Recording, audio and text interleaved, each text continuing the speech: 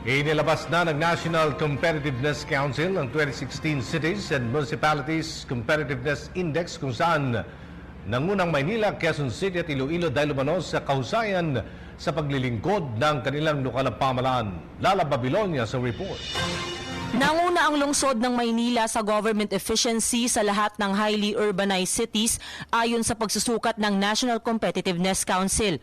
Sinundan ito ng lungsod ng Quezon at ng Iloilo. Lampas 1,300 LGU ang sinukat ng NCC ngayong taon. Samantala, nanguna naman ang lungsod ng Naga sa rehiyon ng Bicol sa kategoryang Economic Dynamism on Component Cities. Sinundan ito ng Imus Cavite at ng Binyan Laguna. Sa 3rd to 6th class municipalities, bumaba naman ang Nasipit Agusan del Norte na dating nasa unang pwesto, ngayon ay nasa ikatlo na lamang. Napalitan ito ng Jimenez Misamis Occidental. Makikita ang iba pang resulta sa website ng National Competitiveness Council. So we created the City Municipality Competitiveness Index.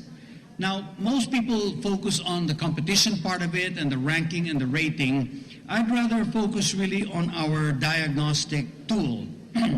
This is the management tool not only for cities but for investors to make decisions as to where they want to be located. 85% ng mga lungsod at munisipalidad sa bansa ang nakiluhok sa ranking ng Cities and Municipalities Competitiveness Index. Target ng NCC na hikayating makiluhok na ang lahat sa susunod na taon. We were also driven by the vision that we needed to build better cities and municipalities across the country.